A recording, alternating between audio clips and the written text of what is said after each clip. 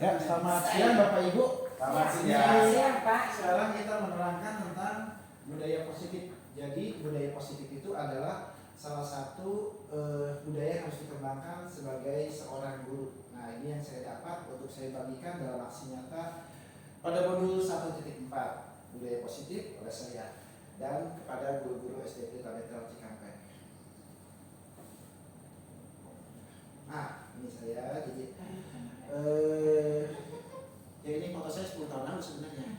Kalau sekarang kan kelihatan bedanya, sekarang udah bapak. Tapi lebih muda sekarang. Iya, terima kasih nanti Berubah ya.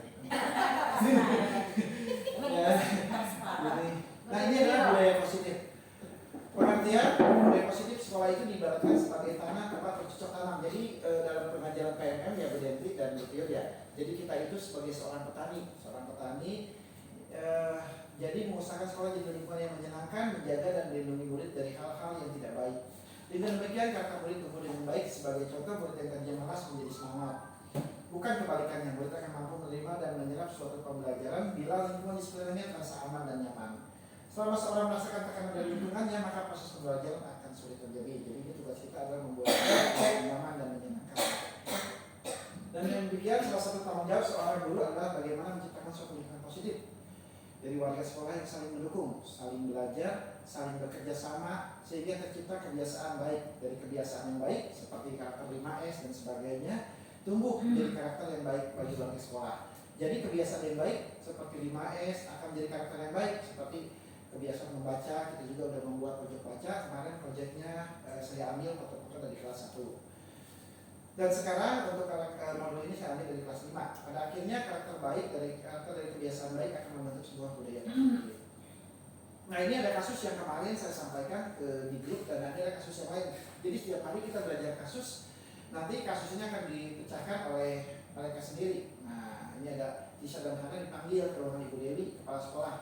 Ibu Dewi sudah mendapatkan pengaduan dari Ibu Tisha bahwa selama menggunakan kata-kata kasar, merendahkan di sosial media. Jadi anak-anak itu kan sudah besar, punya handphone sendiri, mereka punya grup sendiri, kadang-kadang suka saling ngatain.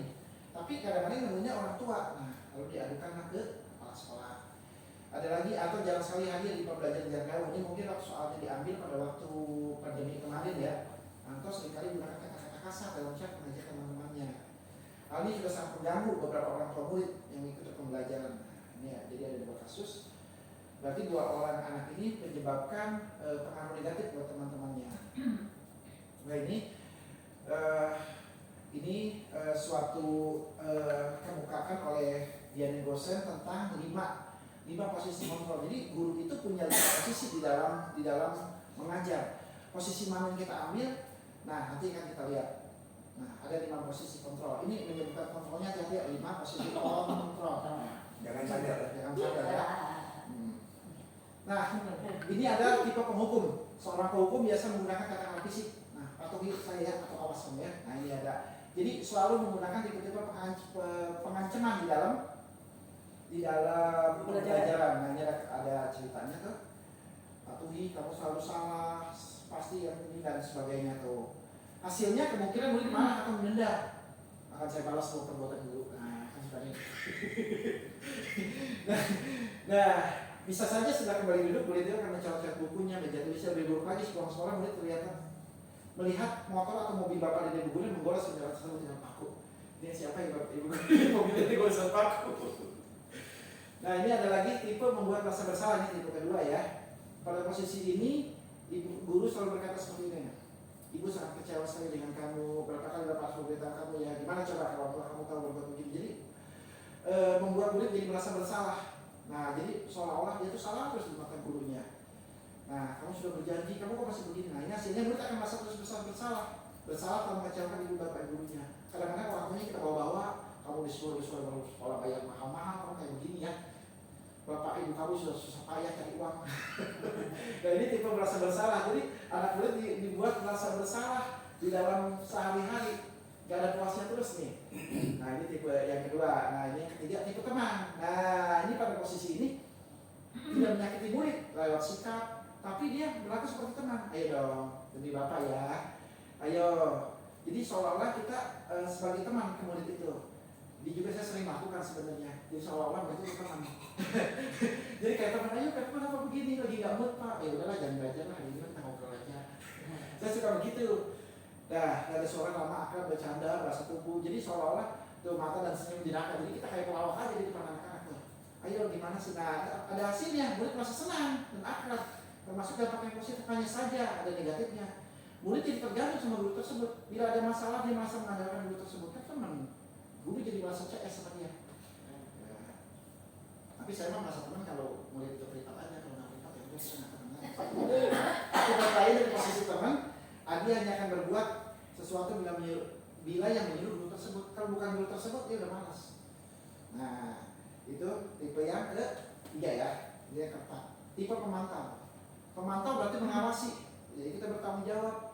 Jadi kita ngingetin, tadi peraturannya apa? Apa yang kamu lakukan? Konsekuensinya apa? Jadi kita kayak pengawas aja, nyatain aja kesalahan dia terus. Ingat aja dosanya. Kayak istri saya, kesalahan saya 10 tahun lalu masih diingat. Oh, aduh. Tadi selipan ya. Curhat. Nah ini tipe pemantau paling banyak, kenapa? Oh udah. Tuh. Suaranya datar, Adi tahu jam berapa kita mulai, tahu pak, kamu terlambat 15 menit, diingetin aja tuh. Kemarin juga kamu terlambat kan. Nah, murid memahami konsekuensinya karena telah melanggar. Guru tidak menunjukkan suatu emosi yang berlebihan. Murid tetap dibuat tidak nyaman. Nah, karena ada konsekuensi terus yang diingatin. Nah ini tipe yang terakhir. Nah ini tipe manajer. Posisi terakhir, manajer adalah posisi di mana guru berbuat sesuatu bersama dengan murid, mempersilahkan murid mempertanggungjawabkan perilakunya, mendukung murid agar dapat menemukan solusi masalahnya sendiri. Seorang manajer telah memiliki keterampilan dan sebagainya, bisa dilihat ya. Nah jadi dia itu berusaha, jadi murid sendiri yang menemukan kesalahannya, jadi bukan dipancing-pancing, bukan disalah-salahkan, bukan ditunjukkan kesalahannya. Nah ini ya.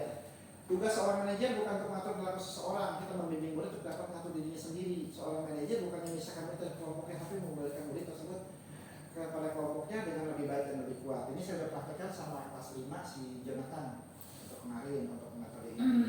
Nah bisa jadi dalam praktek penerapan disiplin kita akan kembali posisi teman atau pemantau, karena kan beda-beda keadaan murid. Ini maaf ya untuk kayak piano mungkin. Coba Pak praktekin di kelas 1 dong. Ya nanti sebentar saya akan tunjukkan videonya ya. Jangan lanjutin di kelas 1, itu susah. Namun perlu disadari ini ada Vincent. itu kan bukan posisi pemantau lagi, posisi musuh. Kelas 1 mah harus lebih dominan yang tipe teman Pak. Teman tadi mana ini posisi manajer kayak gini nih. Nah ini posisi. Nah baik untuk lebih cepatnya ada contoh video, mari kita tonton videonya ya. Sampai aku bilang Alesia ngomong tidak apa sih Alesia? Apalagi contohnya videonya. Ya, ini contoh videonya adalah anak-anak SMA. Sangat bahagia ibu dan bapak guru hebat dalam penerapan disiplin positif restitusi. Namanya restitusi ya. Dikembangkan adalah 5 posisi kontrol. 5 posisi kontrol dalam restitusi adalah proses perjalanan seorang pendidik agar dapat mengenali dirinya. Pada video kali ini, kita akan membahas tentang 5 posisi kontrol yang dikembangkan oleh Diane Gosson dan contoh penerapannya. Terlalu gelap ya? Apa pertanyaannya? Masih kurang? 5 posisi kontrol itu adalah 1. Posisi hukum. 2. Posisi pembuat merasa bersalah. 3. Posisi teman. Posisi pemantau atau monitor. Dan 5. Posisi manajer. Untuk lebih memahami kelima posisi tersebut, mari kita saksikan kasus Naren yang terlambat hadir 20 menit di sekolah dan melihat bagaimana kelima posisi kontrol dalam menghadapi masalah tersebut.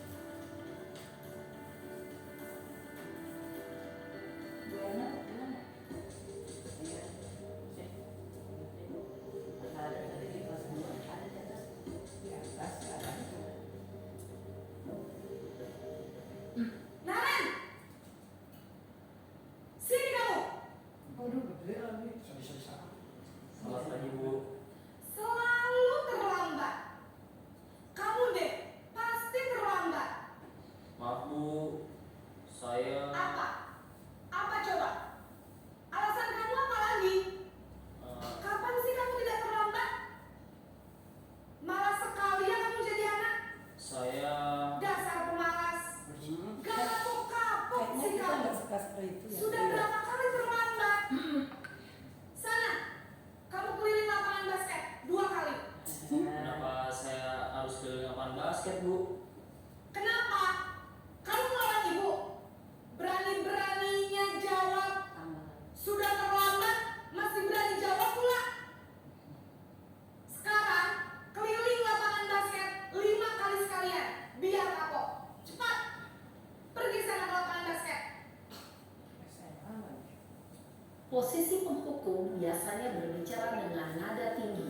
menghardik, menunjuk-nunjuk, menyakiti, dan menyindir. Hukuman bisa berupa fisik maupun psikis. Ibu dan bapak guru hebat.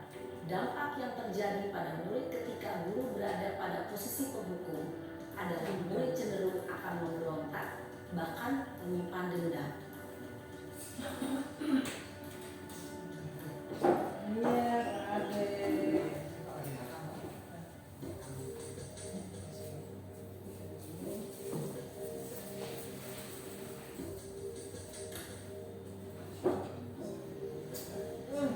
Naren,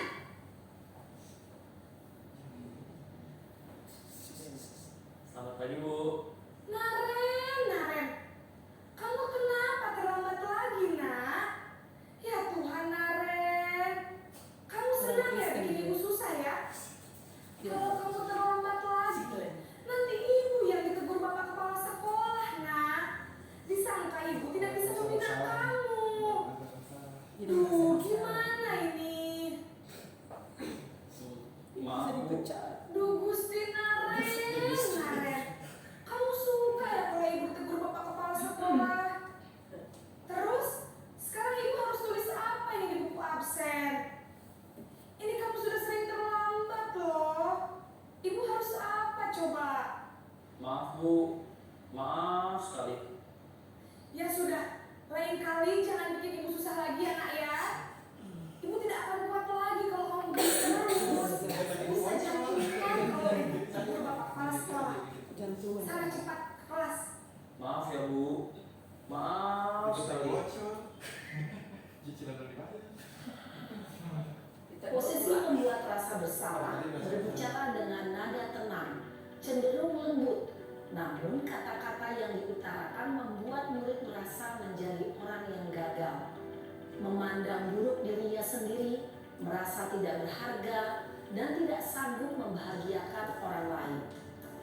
Ketika guru mengambil posisi pembuat rasa bersalah, murid akan menganggap dirinya yang bersalah dan ia akan menyimpan emosi negatif tersebut di dalam dirinya.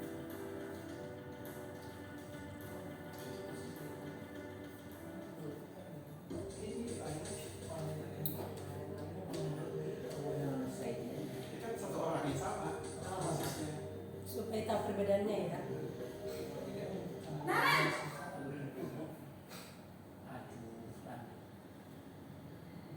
Selamat pagi Bu. wah, sudah jam berapa ini nak? Terlambat lagi ya sayang. Iya Bu. Habis rumah saya, uang bangunan saya Bu. Kamu malah menyalahkan ibu kamu. Kamu bukannya anak yang larinya paling kencang. Kok terlambat sih? Iya Bu. Saya memang terlambat bangun tadi. Jadi biarpun saya lari kencang, tetap gak kekejar Bu. Ya sudah sana. Nanti lain kali larinya lebih kencang lagi ya. Biar gak terlambat lagi. Bikin seneng ibu. Demi ibu. Bisa kan? Bisa lah Bu. Ya sudah sana masuk kelas. Ibu beresin urusan absen kamu. Kamu ini ada-ada saja. Dalam peristiwa, guru berbicara dengan nada suara ramah, akrab, cenderung bersenda gurau untuk menjaga suasana tetap santai. Murid akan merasa senang, aman, dan akrab dengan guru. Identitas yang tercipta adalah identitas sukses atau berhasil. Namun, perlu diingat karena ini masih dorongan eksternal, maka ada faktor ketergantungan dari murid kepada orang tertentu. Di sini guru absennya, sehingga di lain waktu murid bisa berperilaku baik, namun hanya kepada orang-orang tertentu saja.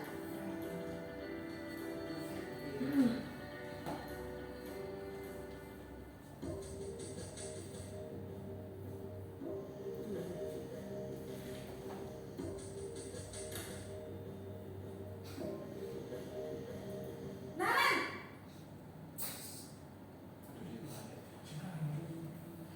Selamat pagi Bu. Naren, apa peraturan sekolah kita tentang jam berapa kita harus masuk sekolah, nak? Kita harus di sekolah jam 7 Bu. Iya betul, sekarang sudah 20. Naren sudah tahu konsekuensinya jika terlambat hadir. Paham Bu, saya harus tinggal kelas pas jam istirahat selama 20 menit. Iya benar, konsekuensinya demikian. Jadi nanti jam 9.30 pas istirahat, kamu harus tinggal di kelas, kerjakan tugas tambahan untuk ketertinggalan kamu, ya? Baik Bu. Posisi pemantau mengandalkan penghitungan atau data untuk mengontrol murid. Guru mengarahkan murid berdasarkan peraturan dan konsekuensi. Seorang pemantau menunjukkan bahasa tubuh dan ekspresi wajah yang datar dan cenderung formal.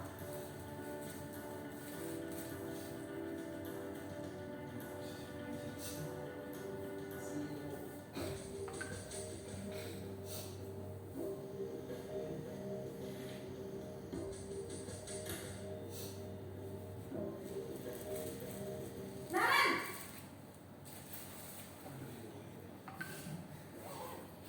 Selamat pagi Bu. Selamat pagi Naren.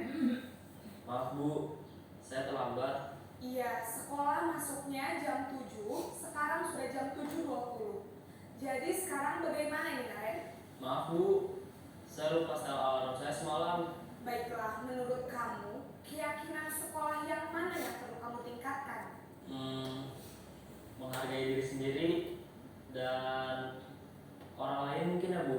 Setuju. Jadi, apakah Naren meyakini prinsip saling menghormati tersebut? Iya Bu, saya meyakininya. Apakah Naren bersedia memperbaiki masalah keterlambatan ini? Bersedia Bu. Bagaimana kamu akan perbaiki masalah keterlambatan ini? Saya akan coba untuk tidak lupa menyetel alarm saya Bu.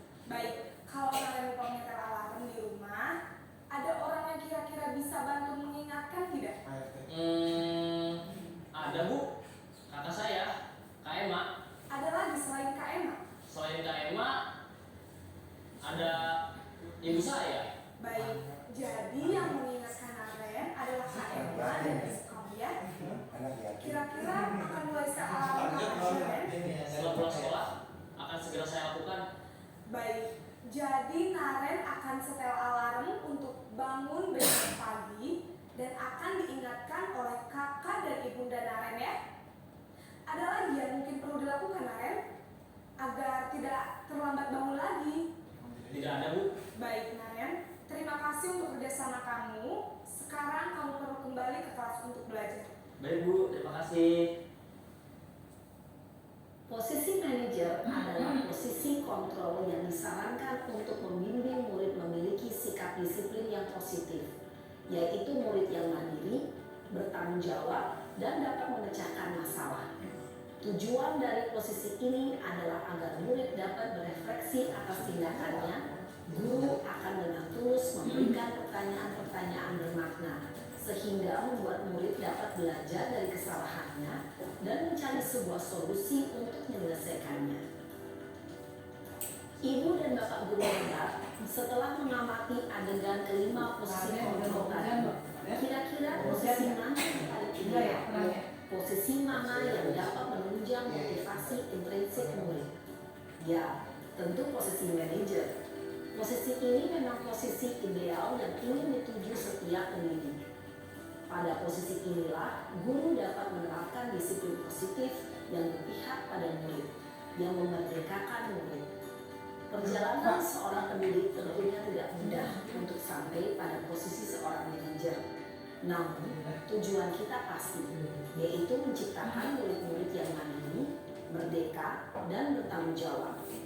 Semoga penggambaran 5 posisi kontrol yang telah diperlihatkan ini dapat menjadi ajang refleksi bagi kita semua, agar dapat terus mengasah dan menerapkan disiplin positif yang memerdekakan murid. Mari terus berlatih dan bersemangat. Selamat menerapkan. Salam. Oke ya, jadi Bapak Ibu itu tadi 5 posisi kontrol yang dapat diterapkan. Bukan diterapkan, yang sudah kita terapkan. Kita juga kadang tidak tahu yang mana yang selama ini kita terapkan. Nggak boleh nanya. Mana sih? Ya Bu. Ya Bu, ayo Bu, apa Bu? Boleh dong bertanya. Iya Bu. Bisa ditanya kalau itu. 6 tahun sampai 12 lah maksimal ya. Itu sebaiknya kita melakukan tipe yang mana yang lebih membuat mereka lebih berkembang, mandiri dan percaya diri Kalau dan dalam, menyenangkan. ya dalam modul sebelumnya, Hmm. jadi dalam modul sebelumnya ada tahapan psikologi dasar anak. Psikologi dasar anak itu terbagi dari 0 sampai 8 tahun, terus 9 sampai 15 tahun, nah lalu 15 tahun ke atas. Nah 0 sampai 8 tahun itu namanya tahap wiraga. 1, 2 Kata Kiai Jariwantara begitu. 0 sampai 8 tahun itu seorang murid akan meniru apapun yang dilihatnya. Maka kalau dia ngomong kasar, teman-temannya dia akan bawa ke sekolah, ke rumah, seolah-olah dia baru mendapat kata itu, dia bagi-bagi kemana-mana. Kan suka ada kata-kata jorok yang suka dibagi-bagiin. Di sini jadi sebar semua, jadi menyebar. Terus juga apa yang dilihat akan masuk ke dalam dirinya, terkontaminasi namanya. Dulu kan ingat ya kalau kita suka ngomong sombong amat, jadi tuh sampai kemana-mana itu kata-kata itu. Semua akan itu seolah-olah itu kata-kata yang menarik buat dia. Apa yang dia di TikTok dan semua. Jadi menurut saya kalau lihat tahap anak kecil itu kan 0 sampai 8. Makanya di kurikulum Merdeka namanya pasir A ya. Nah pasir A itu kita, menurut saya kita harus pakai yang tipe teman. Kenapa?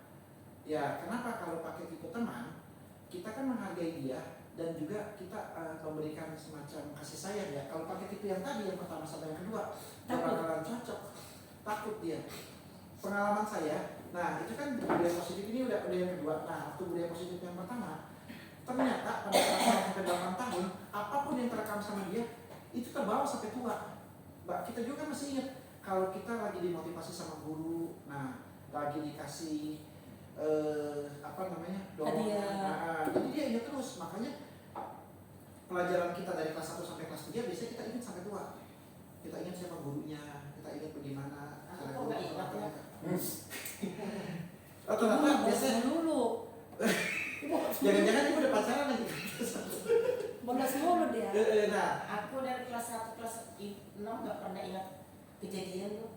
nah makanya Bu, kalau di kelas 1 sampai kelas 3 itu kalau ada gurunya yang suka gebetakin anak, nanti anaknya suka ingat, nanti suka diceritain. Nah dia akan ada trauma sampai tuanya. Iya Pak, contohnya tuh ini pengalaman ini ya, pengalaman nyata ya. Maksudnya tadi kan kata Bapak akan dilakukan guru, akan dominan, dia akan pengen melaksanakan itu ya, lakukan itu. Ya waktu saya SD itu guru saya itu setiap ngajar Bu, dia bawa kacang, dia makan kacang terus, kita belajar makan kacang terus. Akhirnya saya gini waktu itu, oh nanti saya kalau jadi guru makan kacang kayak ibu itu gitu Pak. Iya. Tapi sekarang udah tahu. Nggak kacang, bulu kan. Jadi saya punya guru kesenian, cantik, rambutnya panjang, pokoknya cantik, si gadis. Jadi dia suka ini ngajarin nyanyi.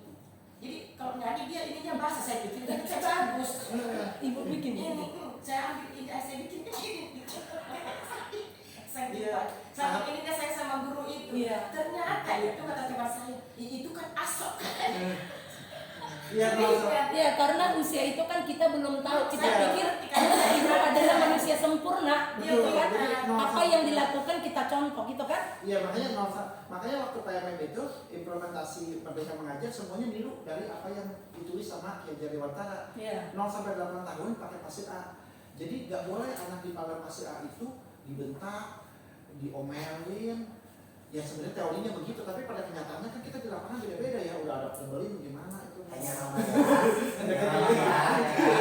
ya. Gimana yang suka tanya mama itu nggak dibentak? Kita kan dan kita bukan ngajarin itu doang ya. Nah, terus ada lagi tahap 8 sampai 12. Gimana mau lembut sama siapa ke Malaysia? Aku ibu Dedi. Kelas atas lah ya, kelas bawah, kelas Nah, atas. nanti kalau udah tahap atas kita pakai yang pemantau. Cuma kalau di kelas 5 kelas 6 itu juga kita pakai peran manajer bisa supaya apa? Karena kan dia udah mulai remaja. Nah, udah mulai remaja kata si ibu ini mah di pembahasan berikutnya udah bisa dipakai di kelas 5 kelas 6. Kenapa? Dia sudah bisa menyadari konsekuensinya. Udah bisa menyadari bagaimana dia membangkitkan semangatnya sendiri gitu, nggak usah dimotivasi terus seperti itu. Ya udahlah ya, kita udah lebih dari 10 menit. Selanjutnya. Tapi kadang Pak kan Bapak guru penggerak jangan udah aja tuh. Tanya kita dong, udah belum? Dia takut ditanya. Iya, gitu. Tanya kita udah belum? Gitu, udah. Apalagi direkam ini. Saya bingung terkini. Ini direkam. Iya. Lah, tadi gimana kita tadi? Nggak apa-apa. Yang Nggak bahasa apa-apa. Kan saya apa seperti tadi? ini, saya ambil dari ludah saya bahasa ini. Kalau saya kan Kita pikir itu benar gitu ya. Saya pikir itu Bagus. apa betul. gimana gitu. Jadi di situ ada salah seorang guru ada seorang pengajar dia cerita. Saya ingat banget waktu kelas 1 ada guru saya katanya datang lebih dulu daripada guru-guru yang lain. Dia nyapuin kelas dia nggak mau kelas itu kotor. Jadi ada guru yang perfect gitu, pengen dia nyapuin. Dia ingat waktu dia jadi guru itu juga yang dilakuin itu Pak. Tapi Jadi, benar itu. jadi merupakan satu contoh. Nah di situ juga berarti apa yang jadi karena tahap meniru itu juga dilakukan di rumah sama anak itu nyapu pengen kayak ibu guru di itu. Jadi guru itu kayak idola banget gitu. Makanya jangan heran ya kalau dulu kelas 1. Cuman gini Pak, kalau kita lakukan hal yang positif ditiru bagus. Betul. Tapi kalau yang kurang bagus nanti Nah. akan ditiru juga kan Betul. gitu. Nah itulah. Iya. Jadi memang itu yang 0 sampai 8 tahun itu yang makanya dimasukin masih Hati-hati ya, guru kelas 1 sampai 3 itu ya. Sampai 3. Nah nanti kalau Siap. udah kelas 4, 5, 6 kan di fase B. Nah fase B udah bisa lagi dia pakai yang tipe pemantau itu. Dan manajer. Dan manajer. Jadi begitu ya. Jadi cukup sekian, nanti kita ada materi lagi. Karena acara kita hari ini padat sih. Habis ini persaing dulu katanya Bu Kris, gak apa-apa ya. Pak Ade sudah menyampaikan apa yang kan Pak Ade ketuanya ya.